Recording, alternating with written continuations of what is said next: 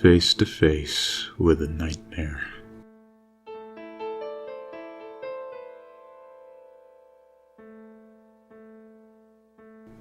How ugly is Carly Beth's Halloween mask?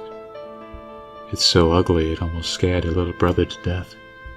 So terrifying that even her friends are totally freaked out by it. It's the best Halloween mask ever. It's everything Carly Beth hoped it would be. And more. Maybe too much more. Because Halloween is almost over.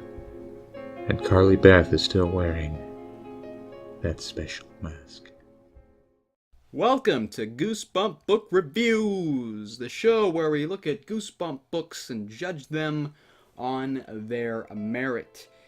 I'm Bucktooth, and today we're going to be covering book number 11, The Haunted Mask. So, if you're any familiar with Goosebumps, I can English. If you're familiar with the Goosebumps series, you've heard of this book. If you haven't, I don't know why you're watching this. What are you doing? I did not read this book until I was too old to be reading those types of books. Well, I don't know, I was like 10. Is 10 a cutoff age? And the book and episode are very similar, so if I do have to say one thing, that is a pretty good adaptation. But we're not talking about the fucking TV show. No. We're talking about the book. I really like this cover. Except for the background. The background's kind of bland, but, that's not the focus here. We're not focusing on the foreground. We're focusing on that mask, and that mask is well designed, in my opinion. And we actually get to see the main character's face. That's a rarity in the Goosebumps series. Not that I mean, it's covered up, but who gives a shit? Who gives a shit? So our book stars the most memorable Goosebump character, Carly Beth, because episode. There's not much in the book that makes Carly Beth memorable. I've heard other people say she is memorable, but there is not much that makes her memorable. Her only real character trait is that Carly Beth gets scared. And Carly Beth gets scared, alright. Holy shit. Her friends are mean to her, the school's mean to her, the parents don't really seem to give a shit, the brother's a little asshole.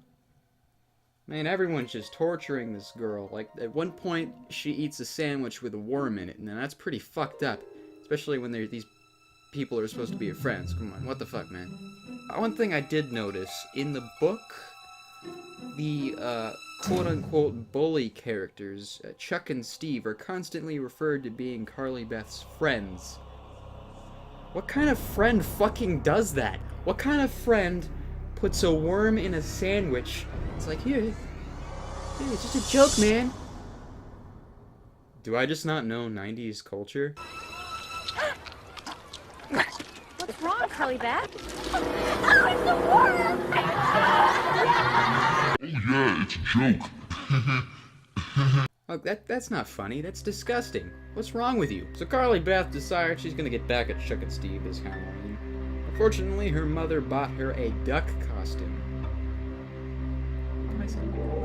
But she decides she wants a super spoopy, scary mask.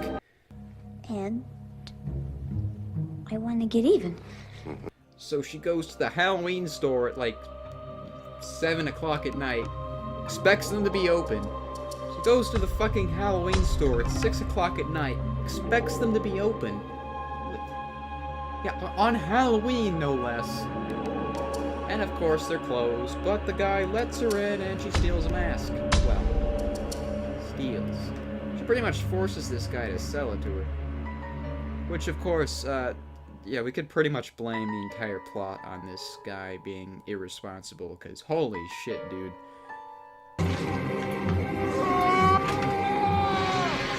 So Carly Beth puts on the mask and immediately gets plus 10 aggression. Holy shit. She just goes after her little brother, her friends. She goes after kids. Holy shit, man. Shit. I'm sorry. I'm just staying in character, getting in the mood. As the night goes on, she suddenly realizes that mask ain't coming off. It's becoming her face. There's no line.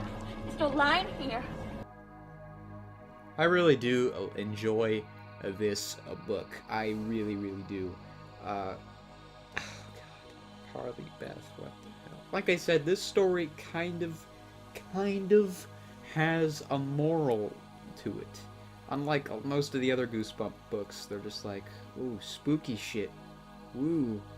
This one's kind of be happy with yourself, I guess. Be content with yourself. Don't try to change anything. Just be bullied for the rest of your goddamn life while people feed you worms and laugh at you. And just be a fucking pussy while the establishment runs over your goddamn house and evicts you living on the fucking street. In all seriousness, there is kind of a moral there. I just wish I knew what it was. I don't really think this book's that scary, though. I mean, it's got like a lesson in it, and that's pretty good for kids. And it's also an interesting concept when you think about it. They haven't really done much about a haunted mask. The only thing I can think of that's similar is that Twilight Zone episode. There's also that movie, The Mask. Also, I will admit, Carly Beth's not incredibly stupid. She figures out things kind of fast, except for that, part where she goes expecting a store to be open at 6 o'clock at night at Halloween. Well, I guess some people don't really consider Halloween to be a holiday anymore. Maybe they would be in. Maybe they'd be open. I don't know. I'm not a 90s kid, believe it or not. This is probably the most famous book in the series. Honestly, I'm surprised it didn't get more sequels like The Tumor that is Monster Blood. So overall, I'm gonna have to give this book a 9 out of 10. No. I'm giving this book a 6 out of 10, really. I know a lot of people like this book, and they're like, oh, Carly Beth, she's so fucking hot. Oh, Carly Beth, she's such a amazing character. Oh, man. No. Very simplistic for a kid's book. I know, it's a small book. If you tried putting so much character in there, it's going to be nothing. There's not going to be much scares at all. It's all going to be Carly Beth, and people wouldn't like it as much. Which comes to the main failure of many Goosebump books. They're not long enough.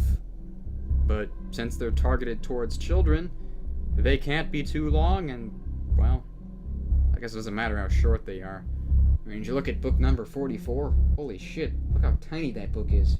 Because of the sheer size of this book and the lack of character, I just don't find it as interesting as it could be, and it feels like a real missed opportunity. The ending's good, wraps up things nicely, and the twist, I like the twist. Although it leaves some questions for the sequel, which we'll get into next month. So guys, that was my review on The Haunted Mask. This is actually the first video that I didn't write a script for. I just started talking and yelling at my camera. Hopefully it's actually, interesting to watch instead of people just scratching their eyes out, wanting to click off, but they can't because they scratch their eyes out. Anyway, thanks for watching. Make sure to stay tuned for episode 12, where we deal with an idiot that doesn't know how to wish properly. Have a spooky doopy day.